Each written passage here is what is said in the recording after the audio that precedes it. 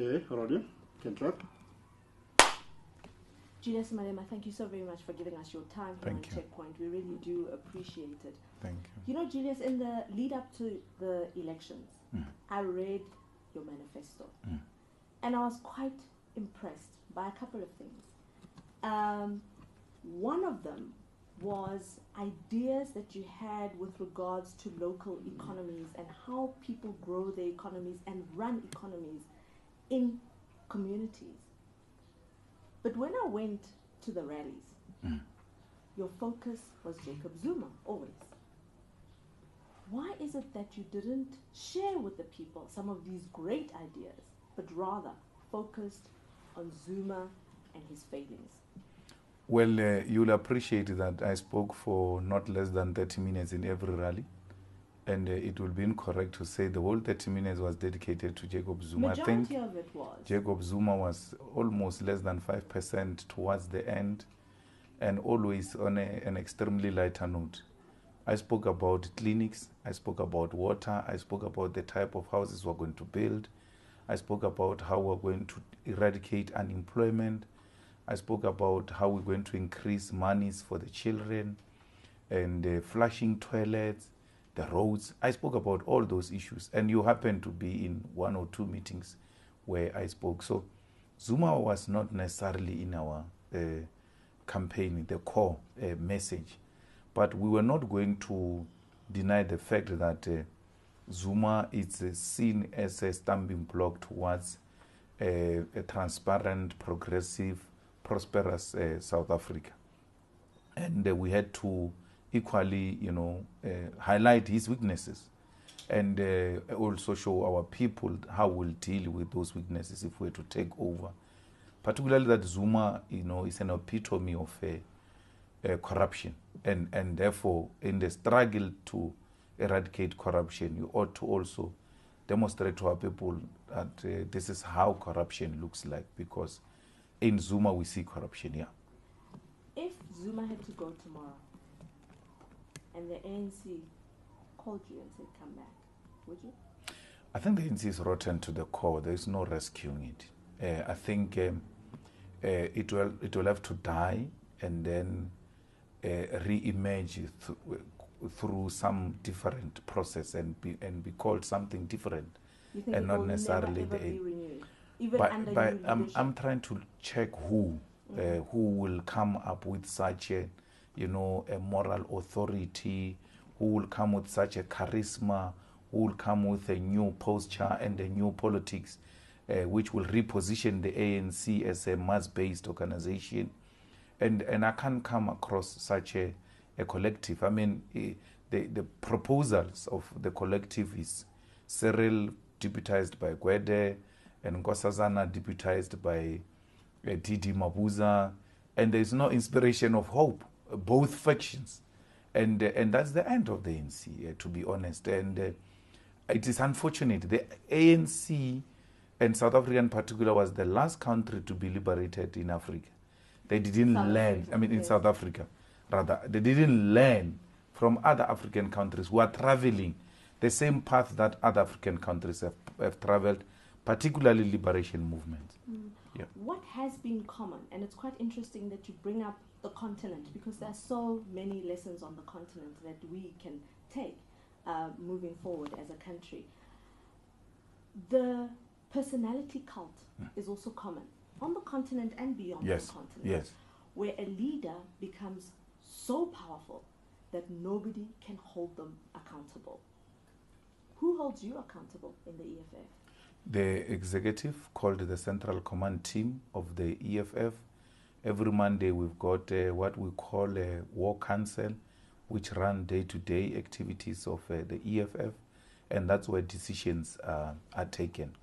I want to give you an example that just yesterday in Parliament, I had said to the EFF leadership, we must support Pansi Tlakula, because I think she has served, she was found guilty of those wrongdoings, but she has learned her lessons. Let's give her a chance. Let's not destroy African women and all that.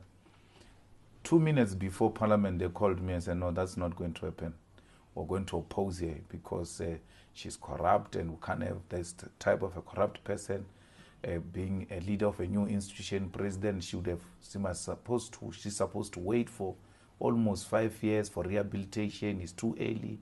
And I tried arguing, and I got defeated, and I accepted. So just the latest, I can just give you an example that I don't have my way all the time.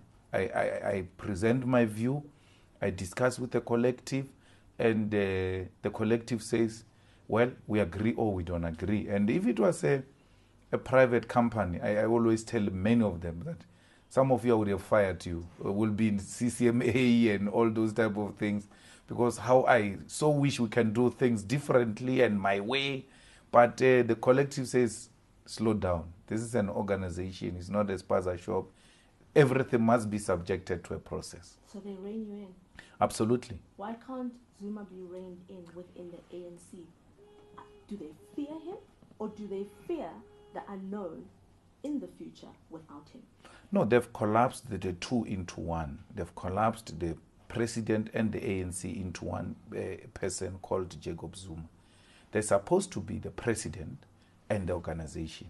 Then the organization must rein in the president, particularly when the president doesn't represent the organization very well.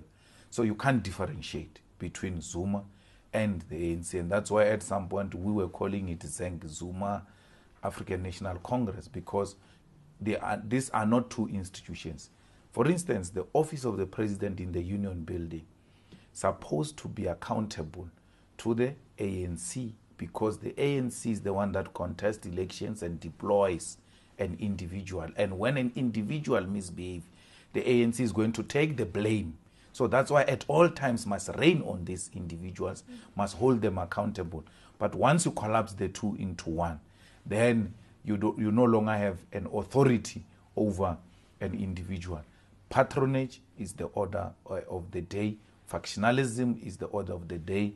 Tribalism is the order of the day. And that's why the ANC is nowhere. We can't find the ANC. So even when you attack, you don't feel bad that you are taking a party that liberated you, a party of Nelson Mandela, because that party is not there. It can't be seen. It doesn't exist. It's what we call a personal rule. Rules are made according to what Zuma wants. They are designed to suit this person.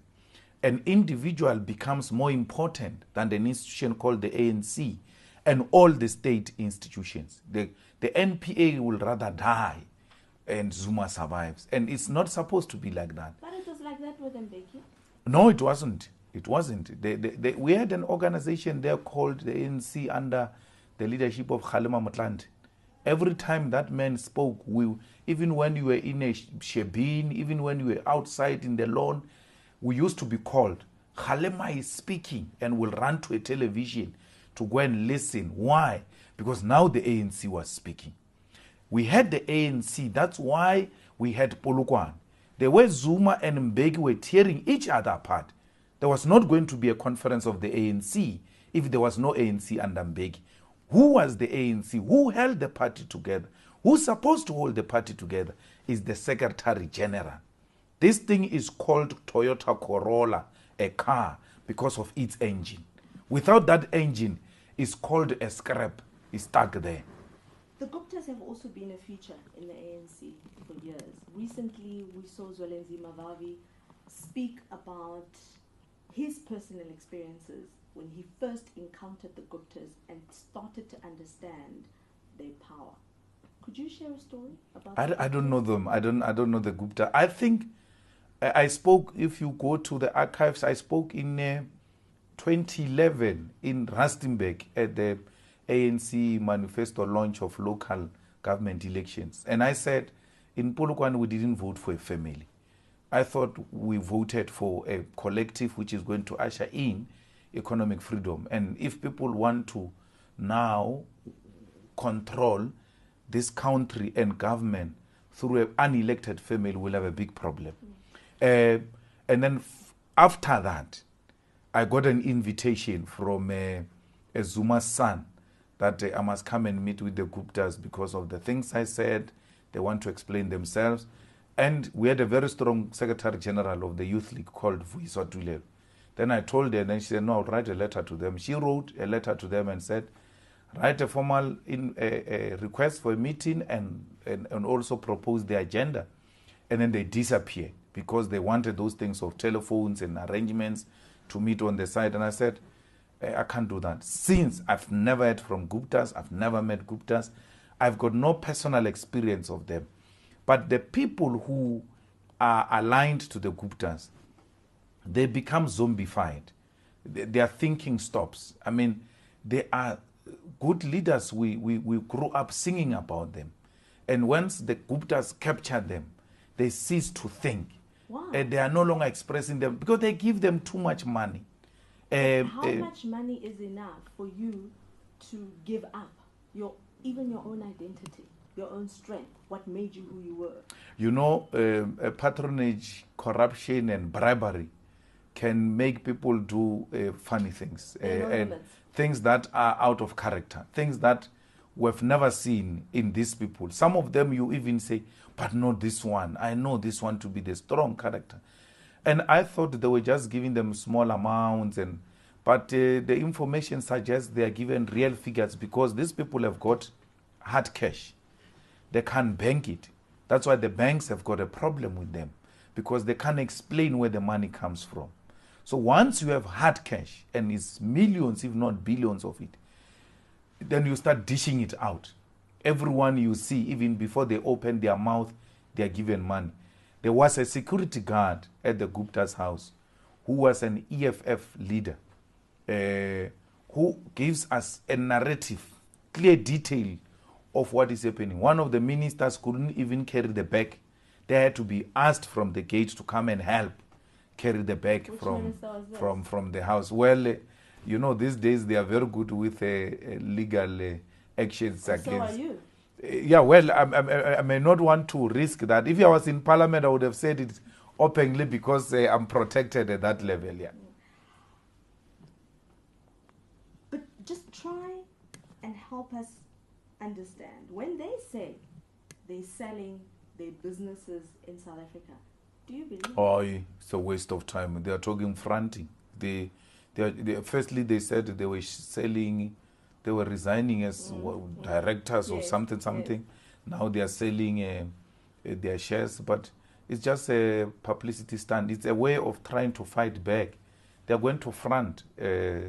Whoever is going to buy, they will front those people. Even if it's multinational companies, they will actually do it much easier and better with multinational companies because that's what they survive on, fronting, corruption, and all those. I don't believe them. There's nothing that comes from the mouth of the Guptas that I will believe because they are not genuine. Well, you know, there are people who captured our state long before the Ruperts have done it, the Oppenheimers have done it, but they were, you know, decent about it, and you know.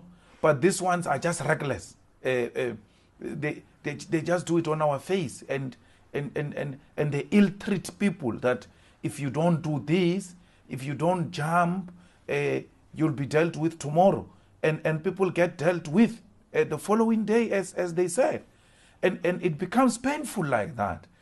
Because capitalism by its own nature is a parasitic system. It survives through sucking blood out of institutions and governments. So it is like that. We can't expect anything from any business. But to make it so obvious, then you are inviting all of us to now start fighting you. Do you think they are working on the people who are being spoken about when it comes to succession in the ANC? Because once Zuma is gone, they are so linked to the Zumas, or at least it is perceived that they're so linked to the Zumas. Will they still survive beyond Jacob Zuma? No, if Nkosazana becomes president, what is the difference? Because I'm not saying there's no difference because she was married to Zuma. No, and in her own right, as a politician, she surrendered herself to them.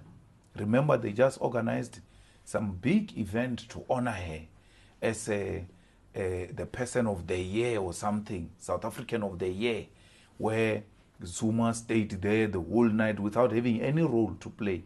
That's where they were launching Nkosazana's campaign for president of South Africa. So if you want any evidence, boom, that's evidence. And who is Didi Mabuza? That's a Premier League. Who is Premier League? It's a structure within the ANC created by the Guptas to look after their interest everywhere. It's Didi Mabuza, it's Supra Maumapelu, it's Ace Makhashule. Ace Makhashule is the one who gave them Zwane. Zwane is the one who gave them the dairy farm in the Free State. So it can't. There's no one who can actually shift away from them. And Cyril, Cyril will say he's got his own money. He doesn't need the Guptas. That's the problem, to have a businessman who's going to preside over the state. Who is Cyril? Cyril is a product of the Oppenheimers. They single-handedly made him and wanted to impose him on the country through Mandela. They said Mandela must make Cyril deputy president. And when it didn't succeed, Cyril decided to throw his toys and then left the ANC because he wanted to capture this country long before the arrival of the Guptas for the Oppenheimers. So Cyril is the same thing. We don't need a businessman. If Cyril has got his own money, let him go and eat it with his wife and his family. We don't care about their money. We care about a politician that will put the poor people of this country before any other thing. It's not about who's got the money. It's about who's got the political will. Do you think Pravin will go? Do you think he will be? Well, he will go. And I think that Zuma must be a man enough. He must stop being a coward. If he wants to fire him, let him fire him, so that we deal with the consequences of a fired Pravin. Now, when we go to sleep and we wake up, we don't know what's going to happen in this country. This uncertainty creates serious economic problems because the investors are no longer sure whether we can invest our money in this country and this money will be looked after by this credible man, because tomorrow we're not sure if this man will still be there. Let Zuma take a decision and stand by his decision, but he must know there will be consequences. There's going to be a reshuffle, of course. And most of those who are now attacking openly, I think they got a tip-off. It's not because they are principled. It's not because they are fearless. No, they already know that they are not going to make it in the reshuffle. They're going to be removed. And now they are starting taking they're taking an anti-Zuma posture, so that when he removes them, they go around and say, no, we're removed for standing against corruption. But, I mean, how can Tulas be an anti-corruption man when a month or two ago is the one that said a swimming pool is a fire pool? Even when the whole country said, it's a swimming pool, this is how a swimming pool looks like, the man was not prepared to listen. Now he knows he's not going to make it. He starts screaming that, no, he's the most fearless person, Zuma is a problem, and all those type of... They are not genuine. They now know that they won't make it either way, because Cyril Blade, the chairperson of the Communist Party, the Zokwana, they are with Cyril and Gwede. They are in that faction. So it's not a principled move. It's a factional move. So either way, we're in a crisis. I mean, you just told me that people say Cyril has got his own money. He's a successful businessman. Why would a communist support a capitalist like that? Why would a communist support a man who was the architect of a murder that was committed against workers in Marikana? So there's nothing genuine about this. That's why I'm saying either way, the ANC cannot be rescued. Do you think Brian Molefe could potentially be the next finance minister? Well, he was a Gupta preference. He still remains a Gupta preference. But the way he has gone about it, he has compromised himself. I mean, to come so openly in defense of the Guptas and the corruption that is going on in Eskom. I loved Brian. Even when Brian went to Eskom, I was so happy that, I think we're going to find solution there. But only to realize that, no, the man has always been a mess. Even in Transnet, the man messed up. Somebody was saying to me, you must go and look at the Gupta-related companies' invoices at Transnet. they all talk about professional fees, 20 million, 50 million, 10 million, professional fees. Different companies linked to them. What professional duty did they perform or task? No one knows. That's how they are taking money out of this institution. There is nothing tangible and credible. There's nothing practical they've done which you can touch or see with your naked eye. Yet they are claiming millions of rands. They did that under Brian. They went to ESCOM with him. Actually, they moved him to ESCOM and then started buying coal mines, uranium mines for nuclear energy, preparation for nuclear energy, those coal mines for deals in ESCOM. You know what painful thing they did was to terminate contracts between those companies and ESCOM so that those companies can collapse. When they are at a point of collapse, they go and make an offer and say to them, if you sell to us, we can secure the deal of providing ESCOM with a coal. It's a mess like that. And to have Brian now being a minister of finance, a man who gave them ESCOM like that, he's just going to take the treasury into their house. I'm sorry, South Africa. I think the money is going to be printed at Saxon Wealth. Reserve Bank is going to be shifted there. Everything is going. They are tired of stealing it through. You see, this logistic, I'm telling you, they have to collapse this company, go and capture it, and then come and apply for a tender. It takes too long. They just want to get it fresh, still hot. And they can only do it if they capture treasury and then control the Reserve Bank.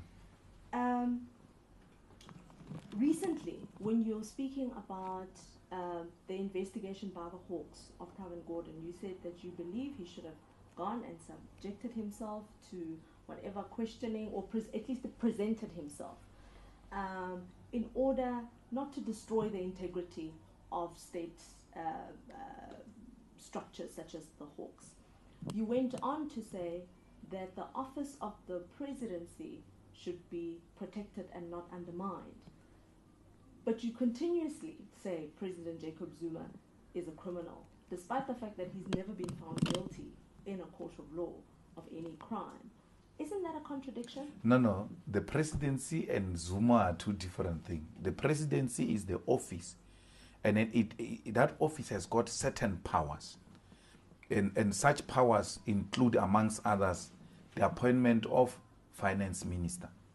So if today president appoints finance minister and the markets collapse the rand and tell the president who to appoint, you are creating a problem for that office. It's not about Zuma, it's about that office. We might be happy and celebrate today because it's done to Zuma. But we're setting a precedent where we're going to have a toothless president. We're going to have a powerless president who will not appoint the Minister of Finance as long as the Rupert family is not happy. That I will never agree with. So I might have problems with Zuma as a person, but I don't have a problem with the powers of that office. That's why when Zuma appoints ministers, I can just say he made a stupid mistake. I don't think this is a good appointment like we did with Zwane and Van Rooyen and all that. But I cannot agree that a white family should go and erode the power of the president to appoint Minister of Finance. So there is no contradiction there. Zuma as an individual, you might say he was never found guilty rather by the court of law, but the public protector and confirmed now by the constitutional court that the man unduly benefited and therefore he must pay the money. Yes. And when I called him criminal, and when I called the ANC corrupt and all those, the courts have said it is within your right to say so. Yes. Yes. But he has, anyway, I agree with you. Let's It's a correct point. He has never been found guilty. Let the courts will find him guilty. He's avoiding, by the way, 700 plus charges. And if he was not guilty, he would have faced those charges like we have done when we're accused of corruption. You say that Pravin Gordhan has been captured by white monopoly capital. It's a very provocative statement to make. Why is it that you don't haul him, use your seat in Parliament, haul him in front of Parliament, and hold him accountable? You can do that. Well, we do that all the time. We're the first people to raise Pravin's interest in the banking sector and other entities long before. And it doesn't mean that I don't have a right to criticize I'm saying, Pravin. why don't you use, first of all, why don't you use Parliament to hold him accountable so that the nation can know what interests he's got where, or lay a charge against him? Yes, Parliament is another sphere where you can engage him, but I can also engage him in public. He's a public figure, he's a minister. Follow through with going to Parliament Absolutely, or laying a charge? absolutely. We have actually wrote a letter questioning his interest in business and whether those business interests do not create a conflict of interest for him. Yes, so I don't just speak, I also make a follow-up, and I'm also in contact with Pravin's advisors. We've been having heated exchanges, yet friendly, about how we feel about Pravin's. They've tried to define those shares and how they were bought and all those type of things. Fair enough. But the point I'm making is that we don't just speak. We follow through, and we even speak to relevant authorities, particularly where we can get clarity. So let us not commit another mistake of creating a personality cult in Pravin, that when Pravin is being criticized, therefore it means you are with Zuma. No, I'm not with Zuma.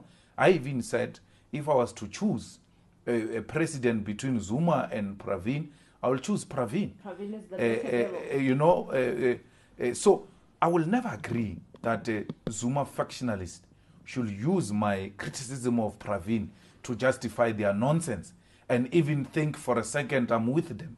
I will never be with them. I mean, how come can I choose my money's DA and then later on choose Zuma against Pravin? It will never happen. I will never do that. But it doesn't take my right to criticize Pravin, particularly as a minister, as a public figure. I still hold a strong view that he should have gone to the Hawks. And even when I meet him, I will tell him that you should have gone to the Hawks. I know you don't have a case to answer. I've been there before. But because when you are gone, Pravin, the Hawks must remain. And the Hawks must still have the power to call anyone they so wish. It doesn't, I even want them at a point of abusing power to call anyone, and all of us must still respond. Because we've got the Constitution, will expose them. But to just dismiss them like that, like they're so useless like that, Pravin might think legally is right, but is creating a wrong precedence for this country. Because somebody, a hardcore criminal will say, if Pravin can do it, I can do it. Who is Pravin after all? We're all equal. They will use that to undermine our institution. I'm more interested in the institution than individuals. It's very clear that the, I would say, traditional home, political home, for many South African voters is still the ANC. Absolutely. Despite the fact that they have made so many mistakes and they continue to self-destruct. Without a failing ANC, how do you as the EFF and all the opposition parties, because all the opposition parties are actually benefiting from failures of the ANC, how do you sustain growth? Without a failing ANC, there won't be EFF. So that question won't arise. We'll all be in Mandela's party. You'll go back? No, I'm saying without the failing ANC. We're not talking what is going to happen in the future. That the ANC won't be there. It's already on its deathbed. So if there was no failing ANC, there will not be COPE. There would not be EFF. We'll all be still fighting those battles inside the ANC. Because like you said, it was a natural choice. It was unheard of for any of us to choose anything other than the ANC, Today you can choose anything and no one can blame you for choosing a different party. Why? Because the ANC has failed and the EFF has come in and has gone back to basics to actually say this is where the charter wanted us to be.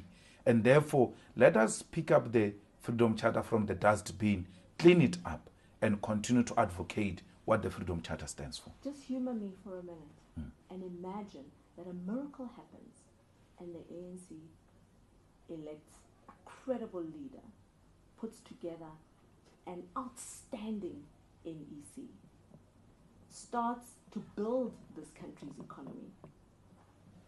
What will be the purpose of the EFF? Yeah, you are talking about the EFF. That imagination, I just see the EFF. I can't even see the ANC in that example.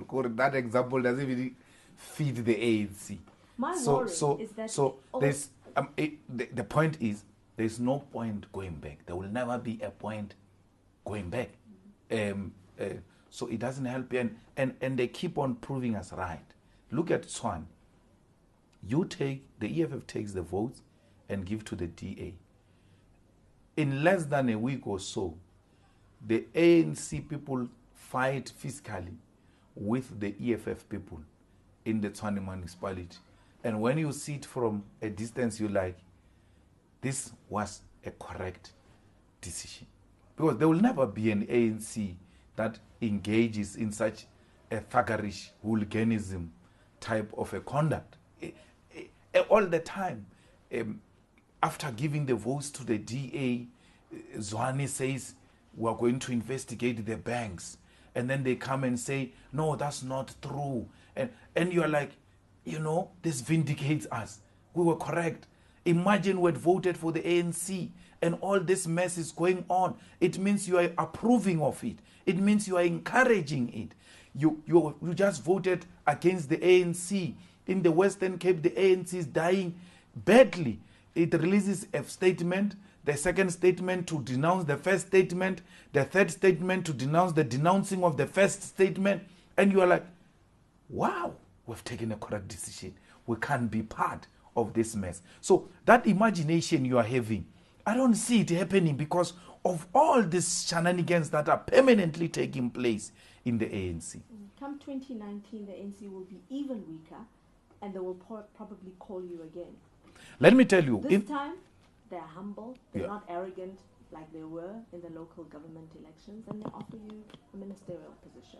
Well, I don't need any ministerial position. Let me tell you, my imagination of 2019 is such that the ANC goes below 50%, the EFF increases to 10%, and the ANC needs the EFF, the DA needs the EFF. The first offer I'm going to give to the ANC is the merger. The EFF and the ANC must come together. And then we collapse the name ANC. We close Lituli House. We go and open headquarters of this new party in Soweto, where our people are. And then we start afresh. With who? Who would you like to start afresh with? The people that are currently in the ANC? No, it's okay. I won't mind working with Kgalema Motlanthe, for instance. I won't mind working with Winnie Mandela, for instance.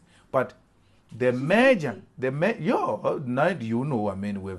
come on, next door here, more than 90% who's still leading the country. The merger will have to produce a unique leadership which will appeal to our people. Because the name ANC is going to remind our people of their painful past. There is no EFF joining the ANC. There's no such a thing. We'll rather talk about the establishment of a new party completely, and then we'll all leave our history there. This is the beginning of a new era. Thank you so very much. Thank you very much.